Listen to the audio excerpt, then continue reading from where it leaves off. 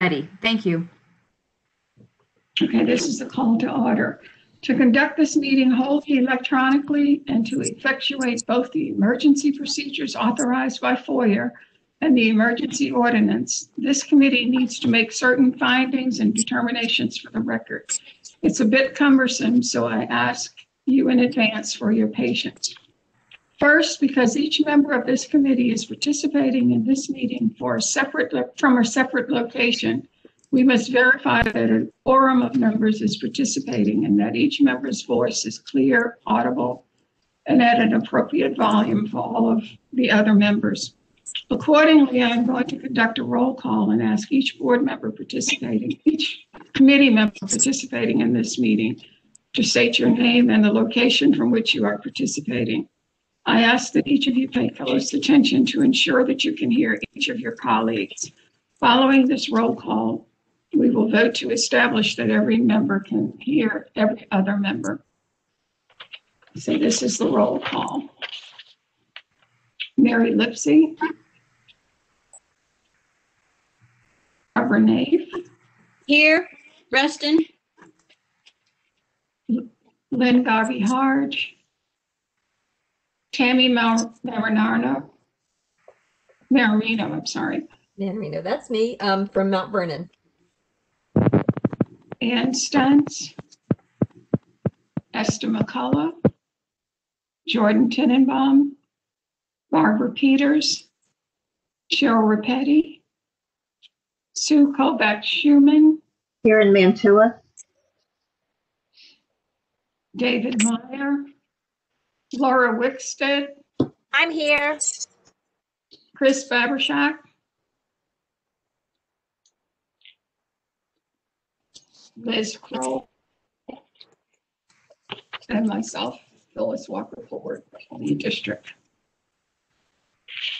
Chris, I think you were muted, and Mary as well. So do you mind, Chris and Mary, chiming in? Hello. There we go. Fairfax, Virginia. Thank you, Chris. Mary, you're muted still. Mary Lipsey. Hi. Braddock District, Springfield. Okay.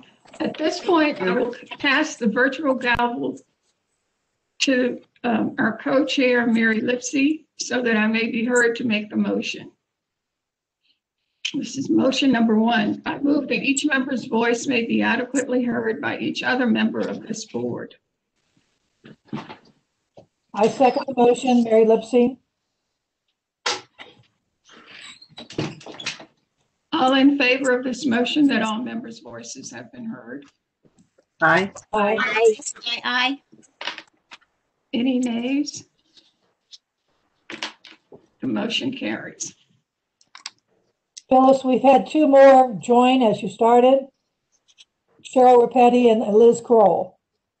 Okay. If you need to hear my voice, here I am. Thank you, Liz. And Cheryl, can you hear us and can we hear you? So I can hear you, and hopefully you all can hear me. I apologize for signing in late. Just got in. Thank you. Okay. Second, having established that each member's voice may be heard by every other member, we must next establish the nature of the emergency that compels these emergency procedures. The fact that we are meeting electronically, what type of electronic communication is being used, and how we have arranged for public access to this meeting. Motion number two. Therefore, I move that the state of emergency caused by the COVID-19 pandemic makes it unsafe for this committee to physically assemble and unsafe for the public to physically attend any such meeting, and that as such, FOIA's usual procedures, which require the physical assembly of this committee and the physical presence of the public, cannot be implemented safely or practically. I further move that this committee may conduct this meeting electronically through a dedicated telephone line, and that the public may access this meeting by WebEx virtual meeting attendee call-in number 1-844-621 3956. Event number 179-288-3754. It is so moved. I second Mary Lipsey. All in favor of this motion? Aye. Aye. Any nays? It is so moved. This motion carries. Motion number 3, need to dispense with FOIA's usual procedures to assure continuity in government continue operations. Finally, it is next required that all of the matters addressed on today's agenda must address the state of emergency itself, are necessary for continuity in Fairfax County government, and/or are statutorily required or necessary to continue operations and the discharge of this committee's lawful purposes, duties, and responsibilities. Can someone second? Second. All in favor of approving this motion? Aye. Aye. Any nays? It is so moved. And Mary, you can give the gavel back. There you go. Okay. All right. I want to thank everyone for attending today.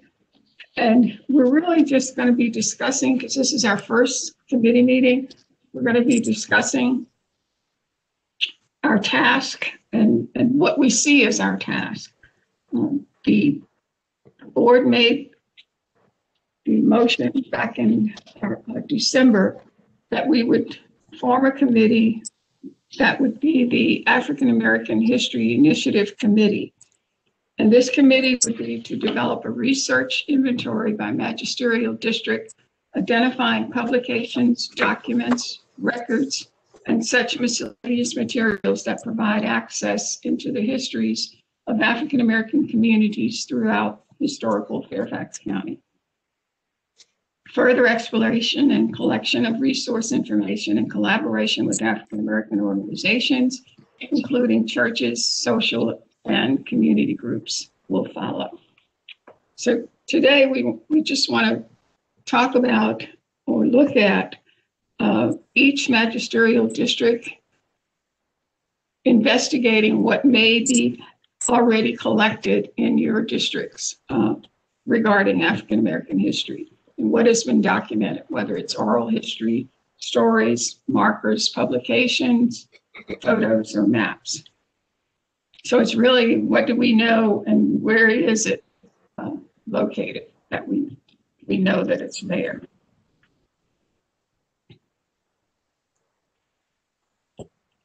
So we can start by just making suggestions. So I just want to mention a sort of obvious problem that we're going to have just to start off with this, which is that the libraries are closed. I don't know if there's any, I mean, you can start with online catalogs, but I imagine like vertical files will be important. And I don't know if there's any way that we could gain access to those, or if we, how we deal with that problem. Well, I was gonna say, this is Laura, interesting. Yeah, you have Chris and I are on board. Right. So we can certainly help with that. Because Chris and Laura have already started working on a list of what the Virginia room has. Right. And Chris sent me a quick list, or before we were formalized, of some of the things that are in the Virginia room, such as Naomi's entire collection. That's just my example I keep using. So, they're ahead of it. Chris and Laura are ahead of us, I think, which is good. Yeah. Which is good. Yeah, it's excellent. Are you guys going to expand that search to the local branches, or that's really what I was thinking of, is the local branches? Laura again. So you're asking what collections the other branches hold? Is that what you're asking? Exactly. Yes. That, that in terms of like going out and physically collecting, or making a list of all of the different collections that might be relevant, particularly things that aren't necessarily on, catalog, or aren't obviously cataloged. That might, I mean, I could just see myself going to the center of a library and going through the vertical files and saying, okay, here's a list of relevant information in those vertical files. But maybe all of those things are cataloged in the online catalog, but I don't know that they are. Well, Chris, you're there. You'll correct me if I'm wrong. There are a few branches that have some limited vertical files, but generally everything comes to the Virginia room, essentially. That's right.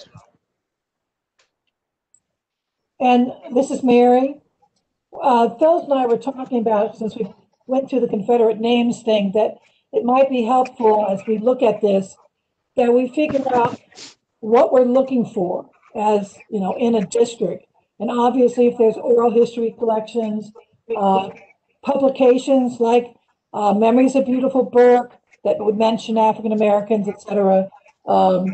Schools, Louise Archer, it's one that comes to my mind, Laurel Grove, street names, historical sites, reach out to local church and ask if they have church histories, community groups, etc.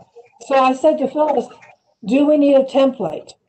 Do we need something to organize this so that as we're going ahead, that if I'm going through Bragg District and getting all this information and I write it in paragraph form and Sue over there in Providence does it in a nice table and Cheryl does it in an Excel spreadsheet, do we need to organize, first of all, what the categories are that we're looking for and how much detail do we want to present? In other words, I'm thinking of the interviews I did for Providence District. I can put out there that I interviewed Helen Haight. Or do we want to put, I interviewed Helen Haight on a certain date, who grew up in the Pines, went to Merrifield Elementary School, just give like a little short bio so people will know, what they want to read about it. So I think that's the kind of thing that we need to think about before we even start going through our districts. And then walks are my great place to start thinking. I did a huge essay on Black education in Fairfax County. I used the school minutes, but I also used the school ledgers. And there's a lot of information there to show what African-American school teachers were paid, how long the school term was, how large the classes were, etc. And it's quite a valuable information to show. And also newspaper articles that talked about, trying to get transportation for African-American students, etc. So I guess that's what my thought is, that we need to think in terms of how broad this is going to be and how we organize it. And what's the final product going to be? Is it a website? Is it like the Confederate inventory? Is it going to be a paper-based report? How exactly is it going to be? Good question. And I have something to add as well.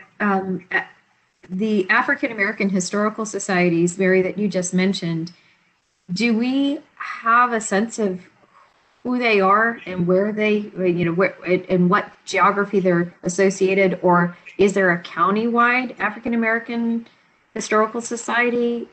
If we're going to be reaching out and collaborating with these organizations, and I imagine that there's also church groups that are associated, it would be good to maybe, get a list together of what would you call it? Not stakeholders, but collaborators or, people, partners that we wanted to reach out to. Because I think they're going to have a lot of information. Right. Yes. I don't know if the African American Historical Society still exists, and Phyllis, maybe but I know there was one maybe 5 or 6 years ago. I do know that the James Lee group, the advocacy group, over at James Lee. And there's several church groups that are very active. And is there a Gum Springs Historical Society? Yeah. Yes, that's Yeah. Ron Yes. Case. Yeah. He has a museum Yes. there which has a lot of books and other records, cemetery records, and he has a wealth of things over there. Yes. Somebody brought up Tinner Hill to me as well. I think Right. there's a Tinner Hill Historical Society. Tinner Hill Foundation has a lot of There we go. information. Thank you. Also, Karen Camplin, who's the president of the Fairfax NAACP, and I have talked because they're interested in helping in any way they can with this. Sue, could you Great. tell that name again, please? Karen Camplin, Campblin. Out in Centerville here, we have, there's an informal group that sort of communicates via Facebook, which is One Tree, Many Branches. And there it's the extended Harris, Naylor, Robinson families. But I don't know of the formal, African American Historical Association out here. That's Crystal Gaskins is involved with that. Yeah. I'm trying to take notes. So. Okay. I've got a question. Is there a time frame for what we're doing? I know we're still discussing the platform, but do we have some time frame in mind? We don't have a time frame. That's one of the things that we need to look at. We said the initiative for 2021, but it could, I would think that it would go beyond 21 to collect everything. Right, it'll take that long. But then also, so there's a time frame for collecting the things, but also the time period that we are addressing. I mean, it's two different time frames, I guess. Yes. And so an example of that is, so the Woodlawn United Methodist Church, like they have a history that they've documented, which is held in the Virginia room. And I've, met with them and tried to get them to update it since then, because I think it was written, gosh, maybe in the 1950s. And they have descendants of those families still run the church. And so I've talked to them about, hey, can somebody update this and tell us what's happened since then? And they just haven't gotten around to it. I mean, they're too busy just keeping things going to sit down and write the history. But so that's something to look at, is the span. It's a huge span of time. This is Laura Wickstead. Mary Lipsky, a question. I'm thinking about the 275th commemoration in 2017. Excuse me. Yes. I remember it well. What was the name of the fellow that collected and kept the list of all the historical societies, organizations, community groups that we reached out to? I wonder if that might be a starting place to reach out into the broader community to say, this is a project that we're working on. And I had that list. okay. And I think others do that. You're thinking of Don Williams. Yes. Yes. And I'm sure a lot of the information is obsolete and we might want to add, but that might be a good way to start to be inclusive as we reach out to the whole county, for input. And what we did is in a general meeting, we all came up with suggestions, and then there was a letter or email or both sent out to each representative and asking them for their contact information and would they be interested in helping in any way in the celebration, what we were looking at, but we could have helping with in maintaining and getting records of their communities or churches or whatever from them. So that's an idea too, that we could, I could look through that list and come up with it, or somebody else, I can send the list to somebody and say, you want to look through this and flag any names that you might find through there. So I know that the Burke Historical Society just finished an Images of Burke Arcadia book and reached out to a lot of the African American community. So that is another way that people could be put in touch, with this initiative. I think thinking of what Chris asked, which was, what is your product? If I think that the text that we use to send to everyone, we need to make sure we define what it is we're about so that people will understand that we are, the purpose is to collect and to share. Because some of these are, as you say, organizational, probably lots of church records, but then there's families that have things. And so whoever drafts it, we need to be able to, I think, articulate what it is we're about. Will this go into the Virginia room? Hi, Esther. Hi. I was a little late. I'm sorry. That's all right. There you are. Is this to be deposited in the Virginia room, or what's the ultimate goal?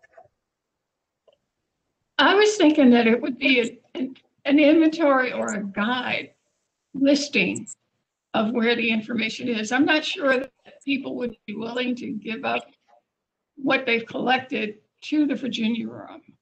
So I'm thinking if we did some sort of inventory of what's out there in the districts and let people know where it is, that might be a start. This was called an inventory, and that's right. So we can have a finder. We need a finder that will, a centralized finder where people can say, oh, this group and this. Yes. I was thinking maybe it could be like the photographic collection that's on the Virginia Room website, where some of the things are available online and some are just pointed to for where to find those things. So would we also be, I guess, reaching out to not public entities or public organizations, but we'd be reaching out to private groups or private people and ask them for copies of documents or photographs and things like that? Or that's a whole nother initiative? Right. Is that beyond what we want to do? I'm thinking the same thing, that, because if we list privately held things and people then attempt to get them, that is potentially an imposition on private people, and it entails other difficulties. So if they can make copies available or have them scanned in, then we could create a website or a database where those could be publicly available. So it would have to be documents and items that people don't mind sharing with the rest of the public. Yes. Also, I'm thinking the legal part of release forms. If anything we use goes out Phyllis and I have been working on this with the oral history. If it's going to be in the Virginia room or if it's going to be on a website, then we need release forms also. What chapter is inside? Oh, go ahead. Can I jump in for 2 seconds? This is Lynn. I'm a little bit late too. This is a big question, not one that needs to be answered, but as I'm listening to you, one of the questions I'm having is how, and this is a rhetorical question moment, how will this database be updated over time? Obviously, we don't know, but I think that's a question to just kind of keep on the back burner because it is changing, has the potential to change over time. Okay, that's all I need to say. I'm driving right now, so I'm not going to be giving you the best attention. So anyway. Drive carefully. Yeah, oh, I am. Thanks. Thanks. It also would be nice as we are approaching individuals, et cetera, and this may be way after the inventory is out there, is if we could get suggestions from them of historical sites that might need to have a history marker, or of people that need to be interviewed for oral histories. As I said, that could be another layer. Maybe after this is all done and people see what we have, that we could ask that. Should we be working at all with the Oral History Committee? The Ethnic and Oral History Committee? Esther is the chair of it. Yes. Okay, good. No problem. No problem.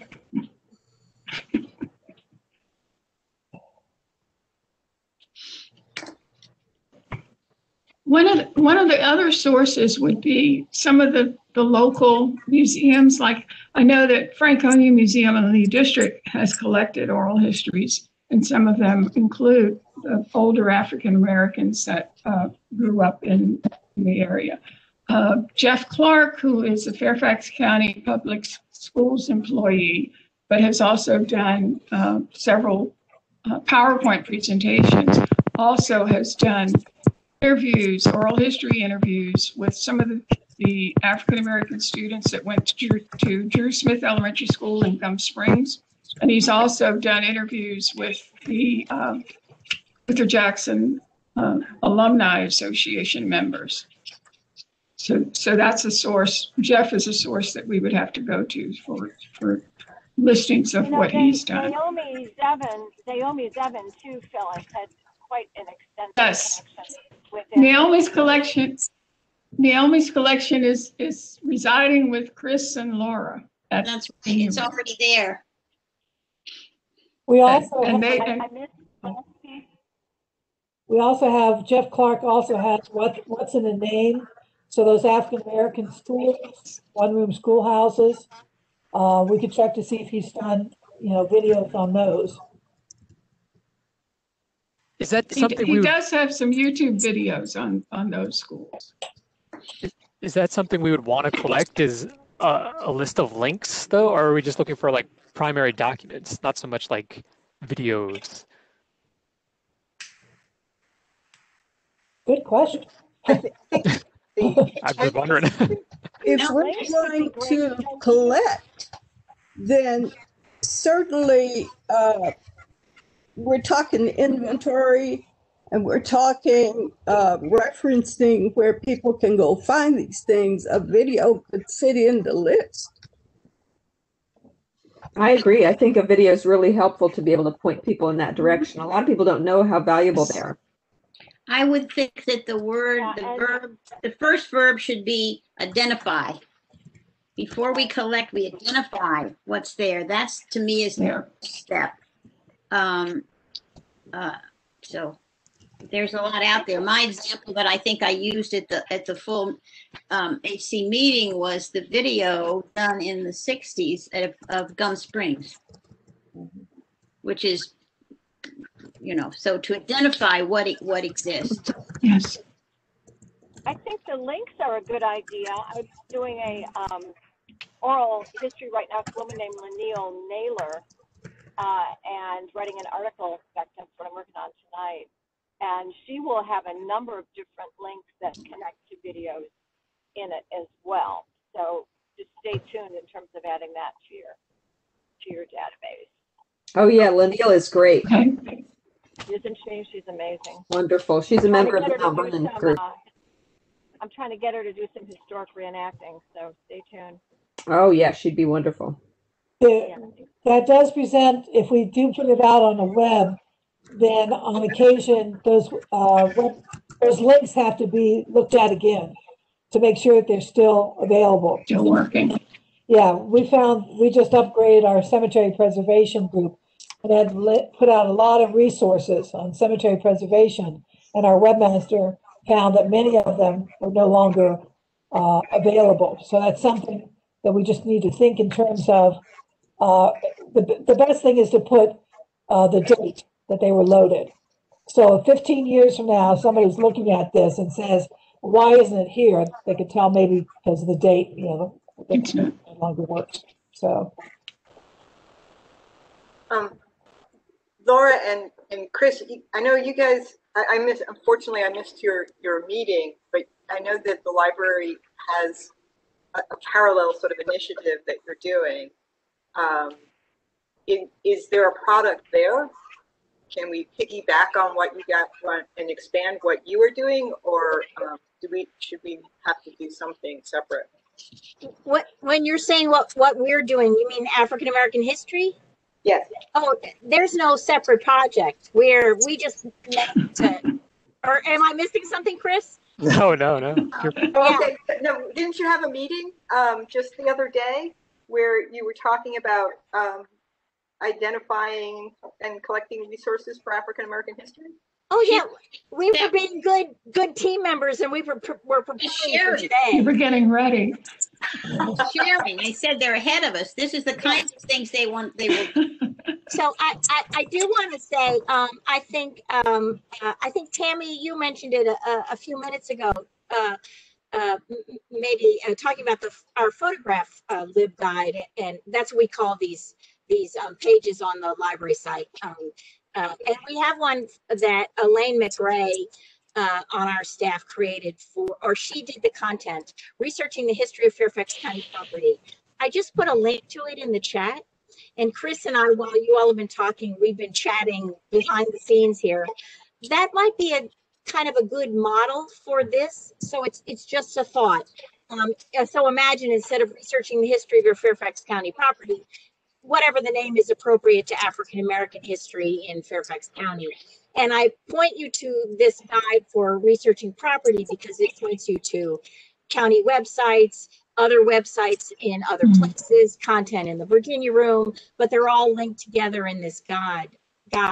So we could reach out to people and organizations and all kinds of community groups who have content and maybe link or create, like there's a guide, maybe there's a guide for, Elaine has half a dozen books in the Virginia Room, but then they're also go to the GIS on the county website. So you're pointing to those things instead of maybe down the road you collect content, you get people, maybe with the success of something like that, the Methodists might say, oh, there's a spot for us to put our book. That would, I think, success breeds success. So it's just a thought. Take a few minutes and look at it some, down the road and see if you can imagine that might work. And the other good thing about it is Chris can update it in a heartbeat. Now you may have to wait till he's free to update it, but it can be easily done. Okay. Laura, it isn't in the chat. Can you put that link in? Oops. He says, I don't think so. It's not there. Okay. I missed something then. Let me try. It's to all attendees. So maybe I should have done it to Everyone. All panelists, maybe. That's what I did wrong. Yeah, go to all panelists. Okay. I sent it to attendees. Now we have it. Yep. Thanks. Thank you, Laura. Yeah. So I have no agenda. It's just a thought. No, that's not. It's a good idea. Thought. Good one.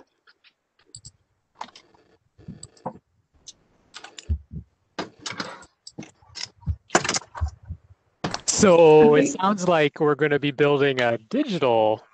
This is going to be more digital than like a paper-based I think inventory. So. Okay. That's my sense. Yeah. I think at least initially, and like Laura said, like maybe eventually, people see that needs to be brought together to a physical collection. But I think initially, yeah, pointing it is great. That might be easier to do, yes. And with digital, you can add a little thumbnail picture or something like that if you want to, or I'm still thinking about these like school ledgers just to get an idea of what I'm talking about. What does a school ledger look like for them to see? Because my eyes were opened by those. So. I agree with digital as the starting point. Cheryl, you do the website for the History Commission, right? I do. Would it be? Whoa, sorry. I asked the webmaster to post it. I don't have it. Okay. I've done both. Yeah, I know what it means. I really think that to get interest and to let people know this is happening, this initiative, it'd be really good to put something, if possible, on the website saying, and then people can contact us by district too. Because we have a big job if we have to be contacting all the churches and social and community groups. But to put it out there would be really interesting. Just with one picture, something like what Mary was saying, a ledger, or even just a really nice photo and saying, did you know this was here? And we're just starting this, and start contacting us. So it'll get the ball rolling. But yeah. Perhaps putting it into the connection or some paper and on the board's newsletter Does the board have a newsletter that goes out to the community? Each Each supervisor has one. each supervisor has one. Okay, Yes. we could do that through the supervisors if we just did a flyer, so to speak. Once we know what we're, once down the pike a little bit, I think, before we do that. Right. But I would be happy to work on the release form because I have the one that we have for the committee. And that was put together by the attorneys. So if I worked that one for this purpose, then they could just say they approve or redo it. Because it would have to go before them before we send it out. That's a great idea. That's a great idea. Right, that's good. I think, does the library, or this would be a release form for donations? It's for photos, oral history. It's an all-encompassing release form. Yes. Any information or any contribution that it could be used for other purposes. Right. Yes. I just wonder if the library actually has such a document already. Well, this is one from the county attorney. This is we're using yeah, we actually have two from the county. Yeah. Well, just to ask, just to clarify again, this seems to go a little beyond the scope.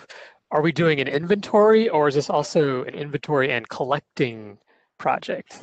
Chris, your questions are also right on. It's great. You keep bringing us back to where we need to be. I mean, I'd love to collect things. That's fantastic. I mean, but I just want to. Well, where we're going. I envisioned it as an inventory. I think we're starting with inventory, but I suspect that we're going to wind up also collecting as we go along. Yes. And then, Chris, we can require or need a museum. Doesn't that sound like fun? Baby. Yes. Oh, yeah. Good idea, Esther. Well, I guess what I'm thinking also is who is our audience? I mean, who is going to use this, read this? Are we looking at researchers, residents, students, all of the above? All of the above. Everybody. All of the above. Yeah. I think one of the motivations was to attempt to let the entire county, everyone, know of this rich history, and it's part of the full history, and we have these wonderful resources, and people aren't aware of it. So one of the purposes was to incorporate all this into our county history. So however we can go about first of all identifying it and finding a way of sharing it so that everybody sees it. That's pretty simplistic, but that was my sense to start. I agree about starting, and I know that in a pandemic, this is a dumb suggestion, but for Public History Day, the way the County Park Authority had a few years ago, I think some of you remember that, and also Purcellville Historical Society has had Public History Days. So this is down the road, obviously, we can see what we get, but people do want to come and show what you have, and when we can actually not just social distance anymore, so this is probably next year, maybe a great Public History Day once we have a lot, and then we can bring more in. Yet, the Park Authority would be interested in participating with something like that and coordinating with us. Yeah. You know, in terms of the history conference, these are some of the ideas that we've tossed around, is that it will be available, obviously, as it was last year, not just for local citizens, but nationally, and that ended up being a pretty significant piece of our audience. So we don't need to start that way, but I think incorporating that as time unfolds might make some sense.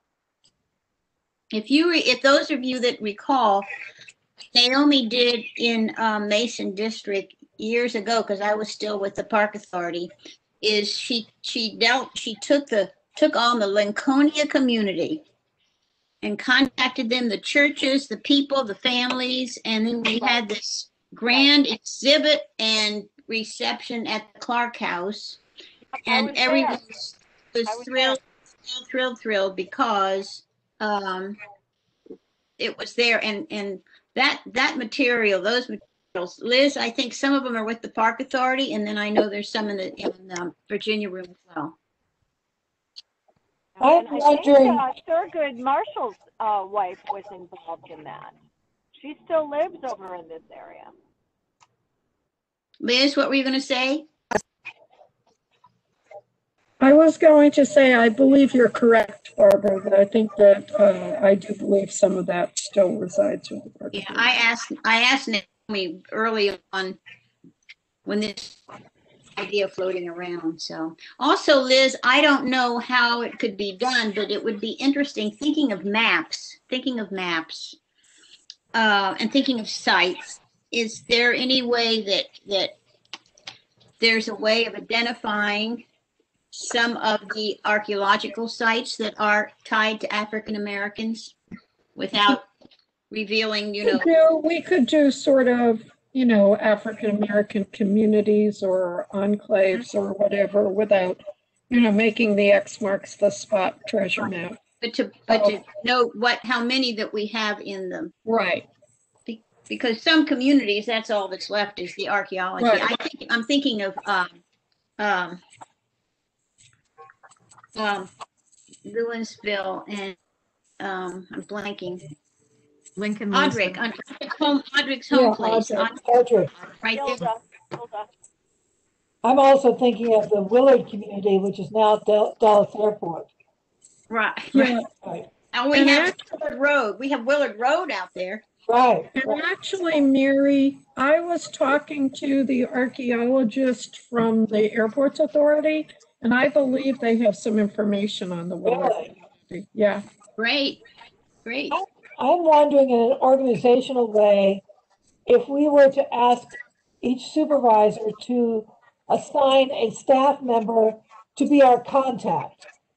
Not that they have to, come to meetings or whatever, but if we have, we're trying to reach out to parts of the community, that they may, be able to give us names of people to get in contact with or something like that. That might be not something they're interested in, but I was just trying to think in terms of how to make contact with all the people we need to. That's a good idea. Supervisor Alcorn has, the person that connects with the commissions and the boards and all the ABCs, and so that would be a person that Ann or I could go as a start. That's a good idea. So is that something we need to go through Jeff McKay or to individual supervisors, or how would we do that? I would think individual supervisors if we're working by district, but yeah. I think I agree, Barbara. And that also picks up some of the loose threads that Greg Wilson left behind, and also some of what we've tried to do with the advocacy group too. So I love the individual approach. Well, the great minutes coming out of this meeting will give us a sense of where we are and what we're doing. And then we can talk to the supervisors. Let's hope I can get you some minutes. You should see my notes. We covered a lot of topics. Mary, I took some notes too. Yes. But as far as answers on what we're doing, how far have we gotten? We've determined that it's an inventory of sorts, okay? Well, let me just think what I was thinking of. Yes, for an inventory. Yes, for digital. We're going to reach out to all avenues of people as our audience and also as participants. And we're identifying. We want to identify. Right. Use that verb. Identify and reference. So identify sources, reference links or whatever, and later on maybe collect. Those are my basic. Off, guys. I'm going to need to sign off, Mary. I'm sorry for interrupting. I'm where I need to be. So good luck. It sounds like everybody took a good initiative start here. I will talk to you all soon. Lynn, Have a I'm great taking day. notes for you. Thank you. Okay, super, super, super. See you later, guys. Bye-bye. Bye. We also discussed drafting a letter to reach out to associations, organizations, churches, people that would identify what the initiative is and that it's going to be a digital inventory. And we would like their input and participation. You all correct me if I'm getting this wrong. No, that sounds really good, Mary. Okay. I just want to chime in that the meeting is recorded, so we can always go back and look, listen to it again, and if you need clarification, just want to let everybody know that. Marvelous. Thanks, Denise. I can't wait. Did we address how often we're going to meet, or kind of what our schedule will be like? Once a month how about once a month? At least. Because that way you have a a goal, and depending what you're going to do, it's a milestone along the way. Did we arrive at a time frame for when we want to accomplish anything? We did not. I wouldn't. It's big. Yes, it is big. We need to bite off and chew.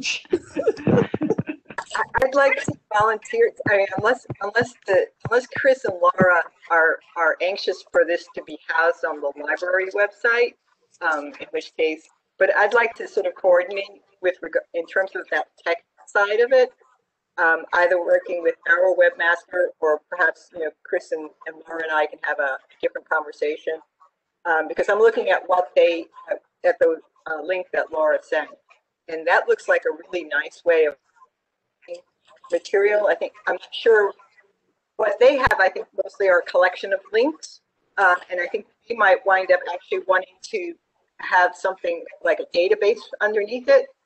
And if we have a database, that would also set up a template for how we would, organize information. Does that make sense? Yeah, sure. This is Laura. Sure, we'd love to talk to you about it. That sounds great. And no, we're not wedded to it. I was just tossing out an idea. No, I'm not saying wedded to. I'm just saying, so if we're talking about a digital format for this, a question emerges: where should it reside digitally? Right. And I'd happily say, oh, it should be on our website because it's our project sort of thing. But a lot of people might be more likely to find it on the library website. But I don't know what constraints you guys have with regard to that. So that's I'm saying I'm not sure, and I don't know what the committee feels, where it should be, where it should be living. We also have to be, when we started this, the very first conversations that the few of us that were trying to put this together, that we want, Pact Authority has ideas, Denise's group has ideas. There's a lot of initiatives that are happening, and so we just need to somehow make sure we are communicating with these various groups beyond the citizen groups, or beyond the churches, or in addition to, just so we are aware. And when you can join something, that's great, and when not, that's fine too. Like the genealogical societies, Laura, you work with that, right? A lot of them. Specifically the African American genealogy study group, and Phyllis has joined us a few times and offered to work with us. Yeah, so they would be individuals, but I'm sure as individuals they'd be really excited. And many of them represent other groups. Right. Two things I wanted to say is regardless of who hosts this, there can always be links on other websites. So even if it were the main part of it were hosted on the library's website, the History Commission could have a link, the Park Authority could have a link, or whatever other organization might be interested. Right. And the other thing was, and I don't know how advisable this is considering the pandemic and all, but in thinking, just thinking back to when we were in the early years of the sesquicentennial, we had kind of a y'all come kind of a meeting at the beginning where we invited agencies and community groups and societies, historical societies, etc., just to a kind of a planning meeting to see what they might want. I mean, that may be more ambitious than the group wants, but it was just, it might be an idea of a way like to have some kind of a WebEx or Zoom or whatever meeting where a larger universe could contribute ideas. Let's end this pandemic so we can do that. certainly we could do something on the web, virtually. Yeah. And I think at some point, well, I know Phyllis is involved with so much of the Afrikaner group, but it would be, once we get more aware of how we're going about this, it would be interesting to let statewide organizations be aware of what our county is doing, because I know Denise and I in conversation, I guess Lord Loudon is looking at some things, and when we were working on the Confederate names, some of us went and looked at what Montgomery County, Maryland has done with their African American history and their sites. It's an incredible website. So that's way down. But the point is that there are other entities beyond Fairfax County that might provide some ideas for us. Yeah, PG County Parks has done some interesting things too. I don't know how formalized it is, but I've sat in on some of the seminars and presentations that they've done, and they've done, definitely done some things that are very interesting. Same thing for Manassas. They've got some things going. I don't know how formal, but we might gain something from communicating. Right. And Alexandria has an African American museum also that we could contact people there. I would like to say, as we move forward in districts and as each one of us is tackling their district to do an inventory, I would like to volunteer to do the markers and the cemeteries for all the districts, mainly because I've almost gone through all the cemetery and have a very good list right now. I just have to put a district next to it. And also, I've been there, done that with the markers. So I think it'd be easy enough for me to go through and put, a list of markers that refer to, like the David Pinn marker, et cetera, James Lee, all that, and then put the districts with them. So each of you don't have to do it for your districts. That would be nice. I mean, It's great. ourselves need to see what it is before, we're going to share, but we need to identify for each other Right. What's available. I see Ann and Barbara Peters have joined us. Ann Stunts. Hey guys, Hi. my WebEx decided to kick my picture off, Oh, okay. which is fine. This is a great meeting. Well, thank goodness Chris is here, because he's asked the questions that pulls us back into what we're doing.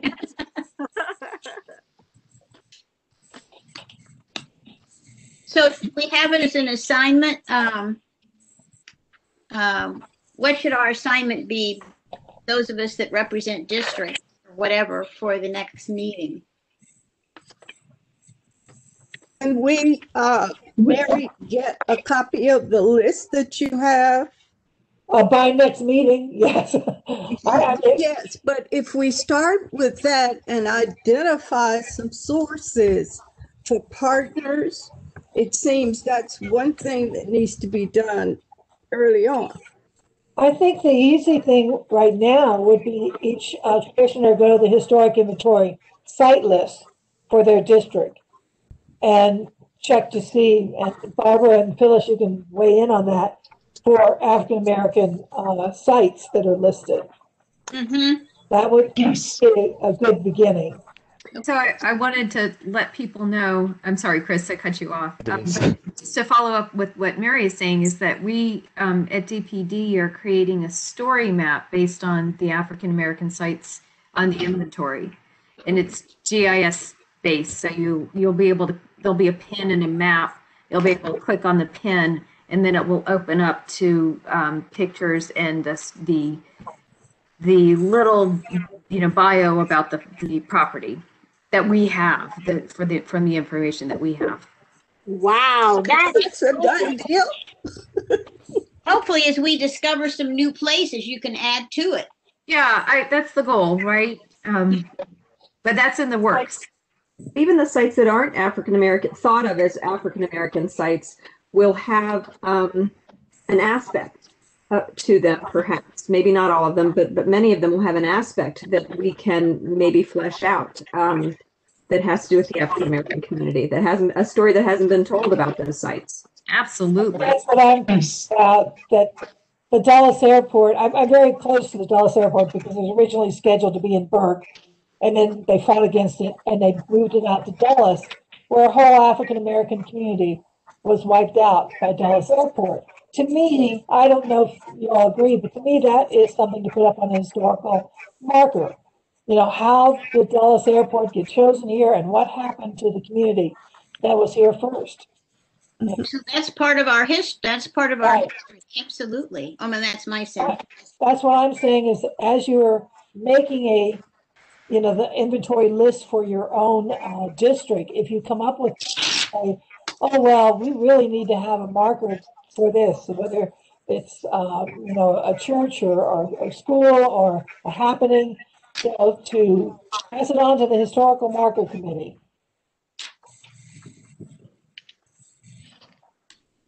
I was going to say, I just reread the original text in the Confederate inventory about what was proposed for this initiative, and we mainly said, I say we, not me.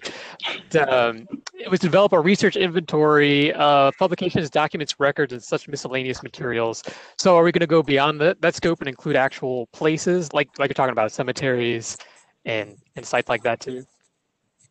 Sure. That Chris, that was written so that we could use the momentary platform to say this is our concept.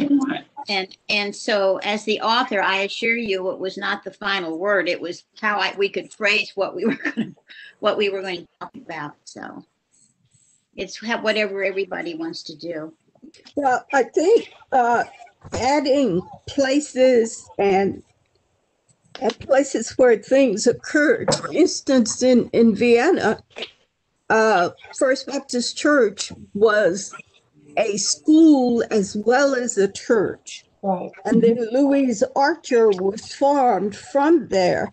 Right. So in order to tell the story, you've got to bring the places in. True. So churches will be a big part of this. Yes. Yes. Well, and also the county fairs that were segregated during the time.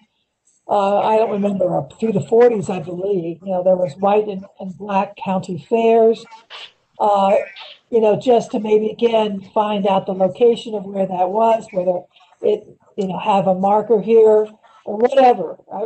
Whatever we can come up with that a story needs to be told about this location or this event.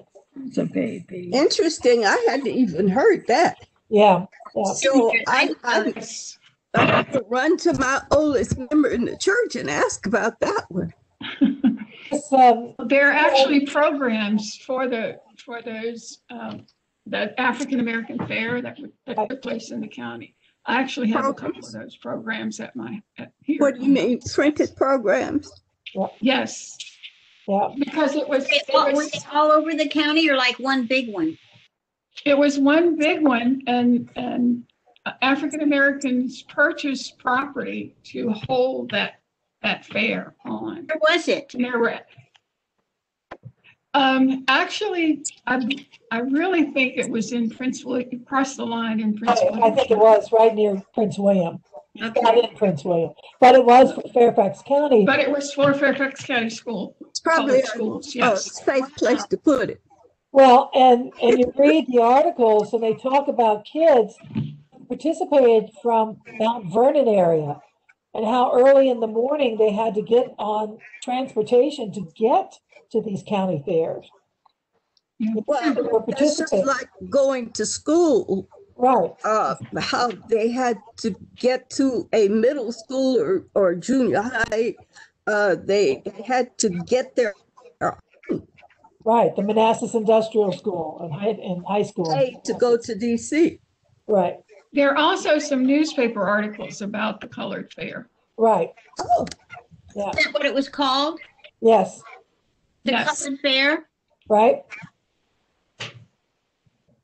Wow.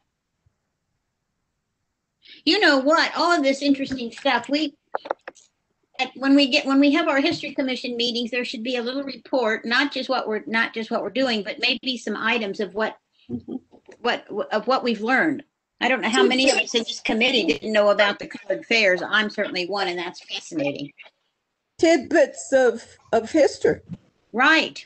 Yes. Telling it at the commission's meeting, then it's on our website in our minutes. That's another little way of sharing what we're finding out as we find it out. Okay.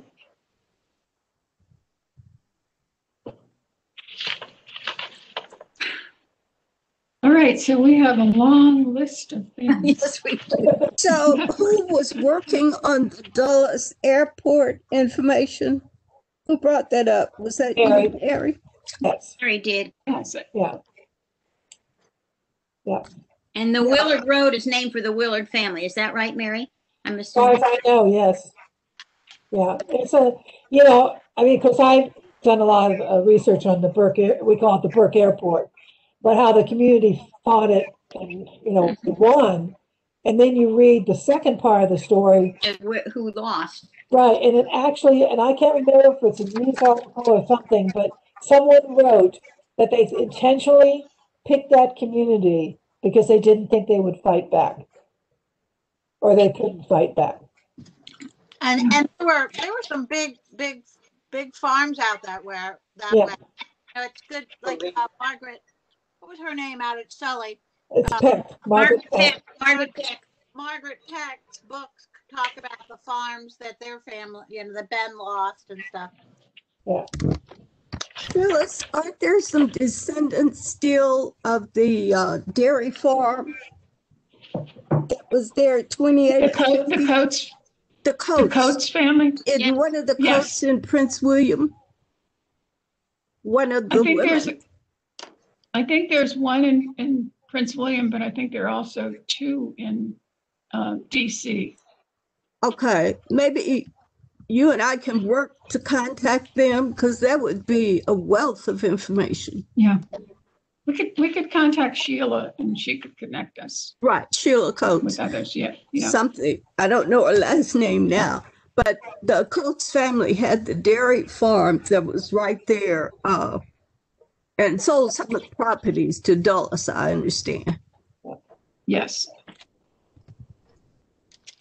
Well, and I keep going back, and of course Liz and Cheryl know this, but even within the historic sites, the Park 30 historic site, there's stories of Blacks that were associated. Not just at Sully, but like at Walney, like the Masons, they would and they have the names of those that enslaved that they rented their services to work on their farms. And so those kinds of things, that's part of it too, as far as I'm concerned. Mm-hmm. Yeah. Yes. Yeah. They are publicly available. I was going to say they're not publicly available, but they are. You just have to make an appointment. So where do we go from here, Mary? Well, I've just made the suggestion that for whatever the next meeting is, if the historic inventory site list is online, so nobody has to go to the library, that you make a list from your district of any of those that have to do with African Americans. As you look at it, you say, oh, well, there is this historic site maybe that should be on there. I'm always looking for the future too. And you and I have an assignment. Yeah, that's a good one. I like calling non-inventory stuff the wish list too. So if it's not on the inventory, it doesn't mean it's not important. Right. Okay, so did we agree that we would meet once a month? Yeah. That was my suggestion. I'm assuming that's. Was this convenient time? I don't recall getting the notice or seeing the notice, so I just jumped on it in time. It was there. It was there. It was there. Who sent it? I like the afternoon if other people can make it. Like this is how we did the CNC, and it's good if people can come in the afternoon. In the schedule with Denise, it seemed like the afternoon time was a little more open than the evening times. That's her So work day normally. So she works around the clock. Yes. Other meetings won't be in conflict with impeachments. Right. Well, that could go on and on. Let's just set a date and time. So let's 7 p.m. 7 p.m. seems to be rush hour for Zoom. Let's do in the afternoon. So what if we say 2:30 and on Tuesday is good? Second Tuesday? Second Tuesday. March 9th, because this is February. Oh, that's right. Yeah. What? March 9th, Tuesday, March 9th. That's good. It's good. Okay. Now, is that okay? I've got to go. Yeah. Yes. Okay. Go. Should we share the list ahead of time? Bye. Yes, please. Right. We'll send a reminder. Okay, and maybe send the list to Phyllis. Is that okay, Phyllis? So Yes. we're sending a list of inventory sites, is that correct? By district. I'm not sure that every district is represented here. I was trying to do a quick count to see, do we have every district? We have Mount Vernon, we have Sully, we have Mason, we have Providence, we have Hunter Mill. Hunter Mill. You have Braddock. We have Braddock. Sorry. You have Braddock and Lee and Springfield. And we have Springfield. So we're missing one. Drainsville. That's pretty good. Oh. So Drainsville is the only one that we don't have. And as I said, we're already doing this project, but I'm hoping that I get more information from you all. So, this is great for us. But I'll go ahead and run through the inventory for Drainsville for the sites that I know are specifically associated with African American history. Okay. I can do that. And I agree with whoever mentioned it, that sites that aren't on the inventory should be included as well. Yes. So I'm sure there are many. Current list and wish list. I'll need help with that though for Drainsville. You all know the county better than I do. Well, and you've got some strong Drainsville supervisors who'd be happy. Carol would do that in a minute with you. Oh yes, I'll reach out to Carol. Thank you, Ann. That's a good idea. Mm-hmm.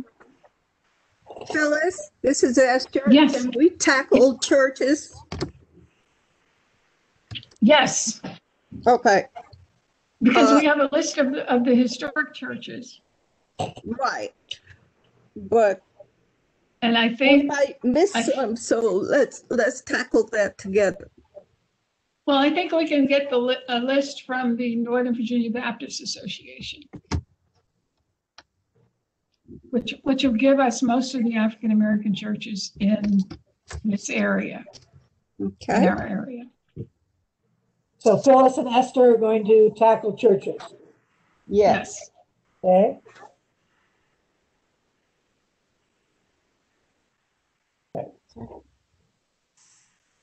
And we can always, And then, once we have our list, talk to our other commissioners and say, hey, this is what I have. Did I miss something or whatever? So I could reach out to Gretchen and to Bob Beach and say, this is what I came up with for Bragg District. What about places that aren't in the county anymore, like Town of Falls Church? We're going to cover something like that? That was the bane of our existence with the 270 fit. that's why we're going to contact Ed Henderson. Right. At Tenor Hill. But you have the other towns, like Herndon and Fairfax. So we've got to include them. Yes. Yes. Well, it sounds then very. there's the church in Drainesville that moved from our county to Loudoun County. Right. Yeah. Well, that's just like some of these historic sites, there may not be a building there anymore. So we're still identifying it as a historical site. Right. Okay, so just like the Oddfellow Hall on Gallows Road in Maryfield is taken down recently. So Would you all someone want to reach out to Deb Robeson, because she's the former commissioner. She's so knowledgeable and has done so much research on African Americans in the county. And that's good. We can look at her website too. She has a lot. Yeah. Yeah, she's actually still working on one of her articles on African American history here in Centerville. But I know Deb. I can reach out to her. Oh, that's great. Her website is northernvirginiahistory.org. Am I right on that? Northernhistory.org, yeah. Yes. Okay. Okay. All right.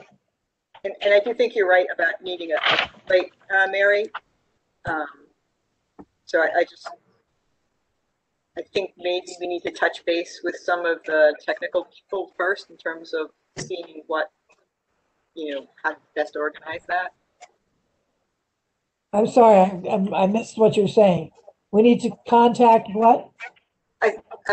With regard to putting together a template. I mean, Right. we might want to check with some of the technical people who are working on these things. Yeah, like Denise's group that's doing the story map or whatever. Right. Yeah. We want to put together. Yeah, I think you're right. Put together a template. I mean, I know with and Denise maybe can comment on this, because I know that what happened with Confederate names is that there was a choice made to go with what was easiest in terms of a Word document, and then that information had to be translated from, or what happened after that point, Denise? I mean, did you guys actually eventually translate that to something else? Yes, for the most part, that's what happened. That's what had to happen, is that, I mean, that we could use the structure of the template, so it wasn't a total loss, which was really great. But it did have to be reformatted for presentation in the report form. Yeah. So it wasn't like taking data out of a form and putting it into something else, because we used Word. We just had to reformat it. Oh, so you just reformatted the Word documents that you had. Yeah. Okay. And that was the beauty of using the template and using the template in Word. So maybe that could be a model, because I mean, that's probably the easiest thing for people to work with. Be something like Word, and we have like I mean, part of this is going to be basically kind of like an annotation bibliography in some ways. Or, you're going to identify the title of the source and then perhaps some words about it. And, and then any kind of links or digital material that you want associated with it. Okay. Who is going to be the central controller of all this information, like Denise was last time with all that? I'm sure she's really wants to do that again. Denise does, yeah. I bet Chris would be a good person to Oh do no, that. I shouldn't have asked. Yeah. We know how talented you are, Chris. That's an excellent question. Or to my supervisor. I don't know if we have an answer. Well, is Laura still on? Yes, I'm here. Is it possible that Chris could work with us as far as rounding up things? Is that too much to ask? Well, I don't want to give him another Confederate Names Project equivalent. No. That was enormous. No. Yeah, but I mean, we're certainly here, and as reference librarians, we are at your service. So we'd love to assist. In help. I guess the thing is just to ask. If we need, where is it all going to end up? I mean, maybe we can help with that. A focal point.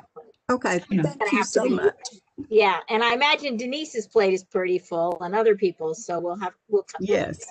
Let's see what we come up with in the next month, and then we can go forward and some later time figure it out who's going to be the collector. Well, I'd like to thank all of you. This is the kind of information I was looking for in '96 when I moved here. Well, I will provide a picture of the Colored Fair program that can be shown at our March meeting. Cool. So our next meeting is March 9th, 2:30. And we'll get notices out, and we'll also I'll also send a reminder out a couple of days before the meeting. So Phyllis, just to that administrative point, how long do you want the meeting to be scheduled for? One was an hour and a half, or a little more. Yes. Mm-hmm. Yes. I would think no more than an hour and a half. Okay. So I can hold the meeting open for an hour and a half, but if you finish early, that's fine. And then what will happen is I'm going to send out a repeating meeting invitation since it is going to be regularly scheduled monthly. And that will be an Outlook invitation, but then each month you'll receive a WebEx invitation. So it'll look like you'll have two invitations, but you click on the WebEx invitation to get to the meeting. Does that make sense? Yes.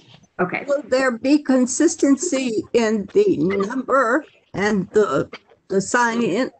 No. Okay. Each meeting is unique. Yep. Sorry. That's why I can't send out a repeating meeting from WebEx, because each time the meeting information is unique. Different. Yep. Yeah. Thank you. Yes. Okay. If there aren't any more questions, then we can adjourn. I'm all excited. Right. It's going to be I'm great. excited too. Sounds good. Thank you very much. All right, thank you. Thank you, everybody. See you next month. Thank you. See everybody. Thank you. Thank you. Bye. See everybody. Bye-bye. Bye. Bye-bye.